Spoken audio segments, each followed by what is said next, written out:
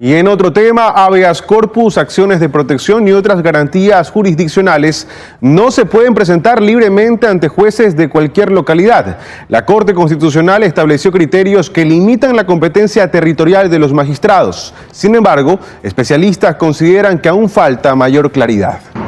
El antecedente: una sentencia de la Corte Constitucional en la que se desestima una acción de protección de una ex policía en contra de la institución que fue presentada en Lago Agrio, Sucumbíos, aun cuando el acto administrativo se efectuó en Quito.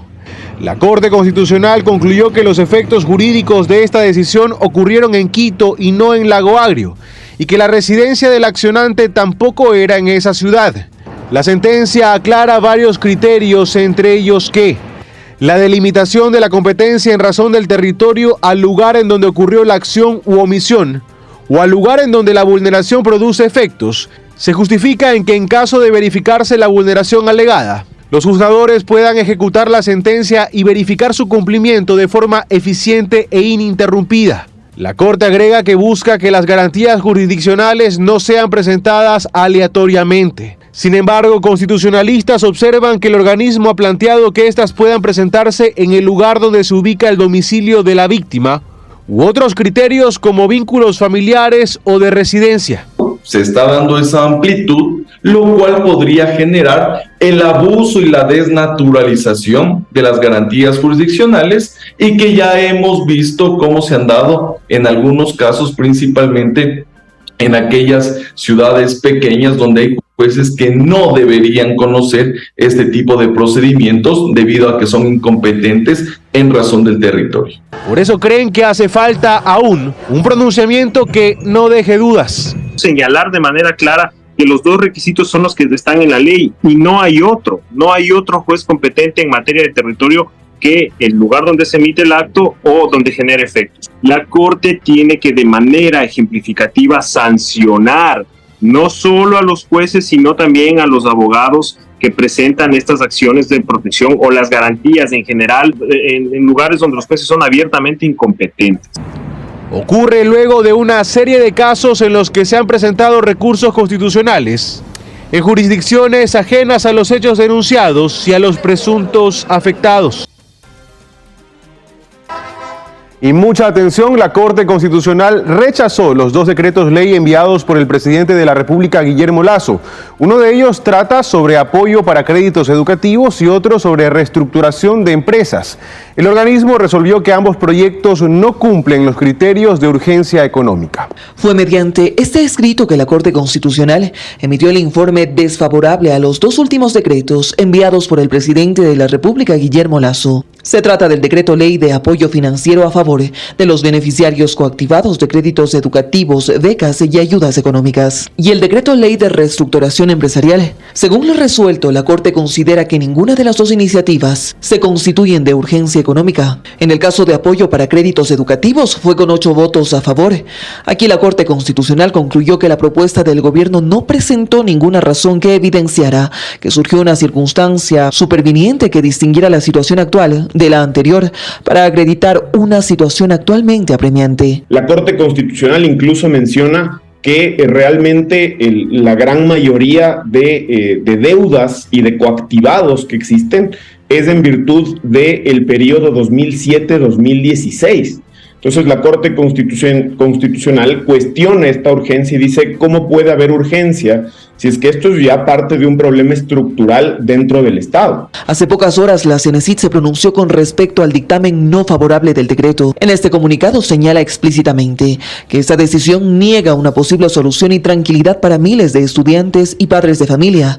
Asimismo, que con el no, miles de personas no podrán salir de coactiva con un convenio de pago. En el segundo caso, sobre la reestructuración de empresas, por unanimidad, la Corte Constitucional decidió que el proyecto es incompatible con el artículo 148 de la Constitución. Entonces la Corte le ha dicho: hay temas que son económicamente importantes, ciertamente, pero que no son urgentes, porque usted, le ha dicho el presidente de la República, no puede saltarse la necesidad de un debate democrático, que es el que se da en el seno de la Asamblea Nacional, en este tiempo en el que no hay asamblea, para tratar de resolver cosas que pudieron haberse resuelto en un régimen ordinario o que pueden resolverse cuando ya tengamos asamblea. De esta manera, la Corte Constitucional rechaza por tercera vez un proyecto de decreto ley que Guillermo Lasso presenta tras la muerte cruzada. El primero en ser rechazado fue el de Zonas Francas. El Consejo Nacional Electoral realizó un primer simulacro para las elecciones anticipadas 2023 en 24 recintos electorales del país. Según las autoridades, los comicios contarán con 1.500 observadores. De esta manera fue como se desarrolló este primer simulacro para las elecciones anticipadas del próximo 20 de agosto en la capital. Se realizó en la Universidad Politécnica Salesiana, en el centro norte de Quito. El proceso tomó alrededor de 2 horas. En medio de esta jornada, la presidenta del organismo, Diana Tamain, explicó que los próximos comicios contarán con 1.500 observadores electorales. También debo informar que en los días anteriores se ha suscrito ya el acuerdo con la Organización de Estados Americanos, OEA, para que envíen una misión de observación, que generalmente lo hacen con un número importante. En esta ocasión se han comprometido de enviar entre 75 y 80 observadores que nos acompañarán a nivel nacional el día de las elecciones. Patricia Coello, presidenta de la Junta Provincial Electoral de Pichincha, explicó que el objetivo de este proceso es poner a prueba equipos técnicos, sistemas informáticos, logísticos y planes de seguridad de los comicios a realizarse el próximo 20 de agosto. Con empeño y convicción llegamos a los comicios cumpliendo y respetando lo que estipula la ley y la Constitución. Guayas fue otro punto donde se realizó este simulacro electoral. Ahí estuvo presente el vicepresidente Enrique Pita, junto con organizaciones políticas y observadores electorales. Intentamos establecer la calidad de los enlaces en los centros de escaneo, comunicándose con los diferentes centros de procesamiento de cada delegación, la capacidad de la gente también para reaccionar ante diferentes circunstancias adversas. En medio de esta jornada, las autoridades aclararon que no hay ninguna posibilidad de que se suspendan las elecciones por temas de seguridad. Pero por el momento no hay ninguna posibilidad que eso pueda suceder. De las 11 provincias han solicitado resguardo para candidatos. En total nosotros tenemos 29 pedidos que han sido trasladados de forma inmediata al Ministerio del Interior. Hasta la fecha ya se han impreso todas las papeletas para el binomio presidencial y la consulta del Yasuní y Chocó Andino, mientras que un 40% de los miembros de las juntas receptoras del voto ya fueron capacitados. Guayas, Pichincha, Azuay y Manabí siguen siendo las provincias a las que los candidatos presidenciales apuestan para realizar sus recorridos. Las promesas de campaña giran sobre los ejes de seguridad, salud y reactivación productiva.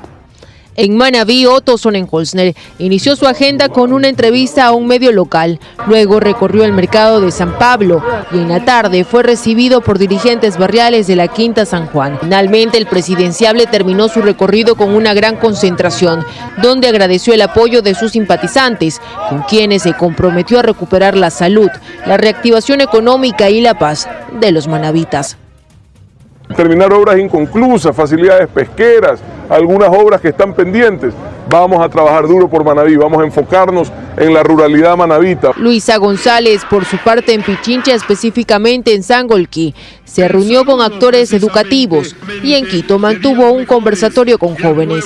Esto no va a ser fácil ni va a ser de la noche a la mañana, pero vamos a comenzar. Tenemos un país que está de rodillas. Lo vamos a poner de pie. Vamos a poner de pie al Ecuador. En Azuay, Yacu Pérez realizó un encuentro virtual con migrantes.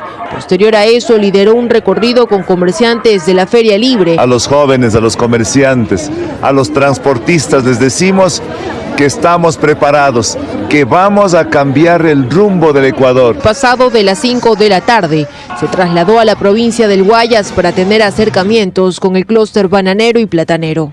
En tanto que Fernando Villavicencio se concentró en el centro de la UCI, donde presentó a sus candidatos a la Asamblea Nacional y además tocó temas relacionados a su plan de gobierno en materia de seguridad y el encare al narcotráfico. Tienen 90 días desde que yo me siente en la silla de Don Villa para que entregan las armas o los sometemos con las armas de la policía y las Fuerzas Armadas. Mientras Jan Topic propició un encuentro en el Parque Central de Milagro, donde conversó con comerciantes, y en Guayaquil realizó una caravana en Sauces 4. Y le contamos ahora que 3 de los 103 postulantes al cargo de Contralor General del Estado se enfrentaron el viernes a impugnaciones ciudadanas.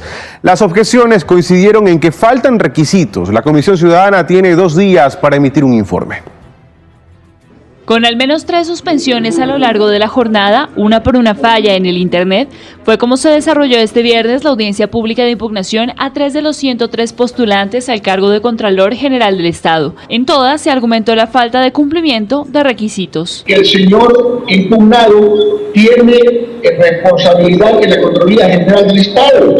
El ciudadano Olver Giler Macías impugnó a 56 postulantes. La Comisión Ciudadana de Selección dio paso a 4. El primero fue el concursante Franklin Zambrano, a quien se le cuestionó por una información que llegó precisamente desde la Contraloría. Está pendiente la liquidación de intereses, información que se adjunta en anexo. El aspirante aclaró que aquello data de cuando ocupó el cargo de director regional de Esmeraldas de la Contraloría General por un proceso de auditoría que determinó que no se siguieron unas recomendaciones para el orden de archivo institucional. Dijo que fue resuelto. Estoy hablando de una acción de control ejecutada en el 2010, que se me indique qué es lo que tengo pendiente con Contraloría. Y tiene pendiente $3 de intereses. Dentro de las 5 impugnaciones aceptadas a trámite, 2 fueron en contra del ex embajador en Londres, Juan Falconi Puig. El impugnante señaló que Falconi tiene indicios de responsabilidad penal de la Contraloría. Y respetar normas jurídicas. Insisto, nosotros no podemos tener ese documento porque eso es privado, pero el Consejo de Participación sí lo tiene. De acuerdo a Falconi, esto tiene que ver con un examen de la Contraloría que determinó como recomendación que se regule el comportamiento de las personas beneficiadas de asilo diplomático. En ese entonces, Julian Assange. Entonces, de la embajada en Londres a este punto han pasado exactamente 10 años. Ha caducado cualquier observación que quisiera hacer la Contraloría. La Comisión Ciudadana de Selección tiene 2 días para emitir un informe respecto a si acepta o no las impugnaciones. En caso de hacerlo, el concursante tendrá 3 días más para apelar esta decisión. De ser ratificada la impugnación, será descalificado automáticamente del proceso. Y atención también, olas de hasta 1 metro con 40 centímetros de altura se registran en el borde costero continental del Ecuador desde este sábado. Un oleaje que se extenderá hasta el próximo martes 1 de agosto. Mientras en Galápagos alcanzarán hasta 1 metro con 80 centímetros. El INOCAR advierte sobre la presencia en la costa ecuatoriana de un nuevo tren de olas proveniente del Pacífico Sur. El INOCAR recomienda mantener precauciones al realizar actividades en el mar, pues este fin de semana el organismo prevé un ligero incremento en la altura de las olas, así como en la intensidad de los vientos, como lo revisábamos ya en Esmeraldas, Manabí, Santa Elena, Guayas, El Oro y Galápagos. Mucha atención entonces a estas advertencias.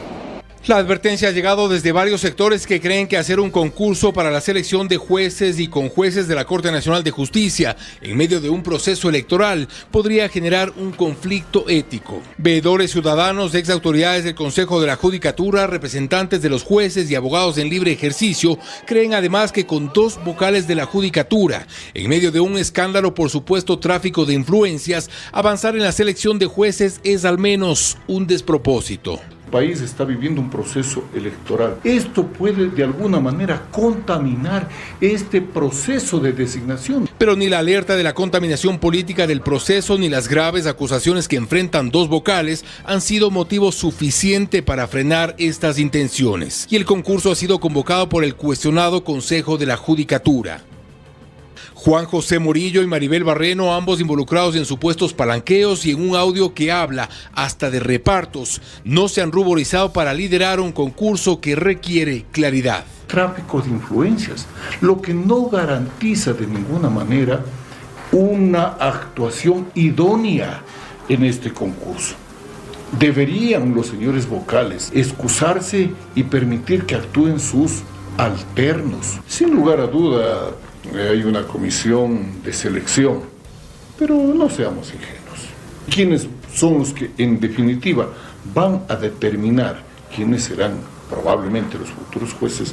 Son los miembros del Consejo de la Judicatura. Lo cierto es que contra vientos y marea la convocatoria está abierta desde este viernes para que los aspirantes a jueces nacionales hagan su postulación entre el 6 y el 19 de agosto. Y sobre estos cuestionamientos solicitamos una reacción por parte tanto de los vocales que están siendo procesados por el presunto tráfico de influencias como de alguna autoridad del Consejo de la Judicatura. No obstante, no logramos tener respuesta.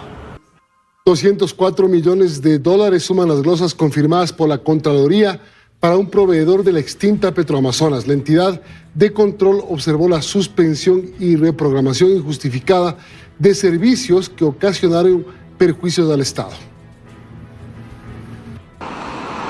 Ya el pasado 6 de julio, la Contraloría confirmaba una glosa por 51 millones de dólares contra una firma proveedora de servicios contratada por la extinta Petroamazonas en 2018. Este viernes a ese monto se le sumaron nuevas glosas por 152,7 millones de dólares, que se desprenden de un examen especial a los procesos precontractual, contractual y de ejecución de los contratos para invertir en los campos menores Drago y Guanta Dureno. Contraloría detectó que el proveedor, que tenía voto dirimente en el Comité Ejecutivo de Petroamazonas, reprogramó trabajos del Plan Anual de Inversiones 2020 sin causales técnicas o económicas, aun cuando los representantes de Petroamazonas en el comité no estaban de acuerdo. Las actividades fueron suspendidas por 60 días, ocasionando que no se incremente la producción de los pozos, generando en suma un perjuicio de 204,6 millones de dólares para Petroamazonas. Contraloría también estableció que la firma no cumplió con los planes de capacitación para el personal, con la venia de 2 funcionarios que reprogramaron para 2021 las capacitaciones que se debían impartir en 2020. Ambos fueron glosados con, en suma, 212 mil dólares. Tanto ellos como la firma en cuestión, sostiene Contraloría, pueden interponer recursos de revisión en la entidad o ante los tribunales de lo contencioso administrativo.